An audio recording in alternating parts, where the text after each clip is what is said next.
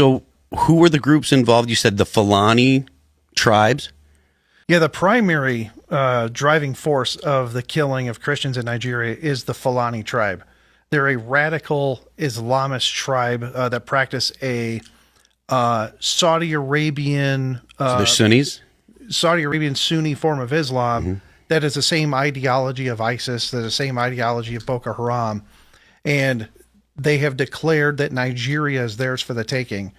And Allah has given them Nigeria, so they feel that they can do whatever they want to grab that land. And so they've just been running unimpeded for the last 20 years. I call it death by 1,000 attacks. So it's not like a giant army going in and taking over major cities, but systematically over time, they move in. They're not indigenous to Nigeria, but they move in, they grow the population, they gain political power. Once they have the political power, then the killing starts.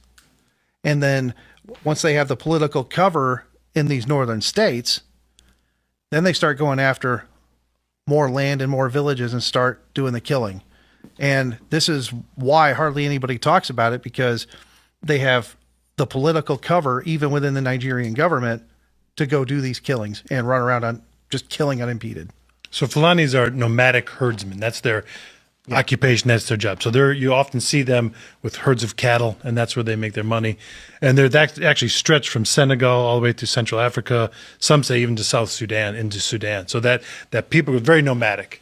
Okay. And when he says they're not indigenous to Nigeria, it means they will not. If you speak to a Fulani in Senegal, where are you from? They'll say, I'm Fulani, I'm from everywhere, right? I'm not Nigerian. They don't have Nigerian passports. They have no form of identity, the nomadic ones. There's some who've settled since the 1800s in cities and set up in politics, as Judd said. But so in 1804, the Fulani Jihad was declared, and they wiped out, or they tried to wipe out all the infidels, anyone who didn't want to convert to their belief of Islam, and that's where it kind of got bad.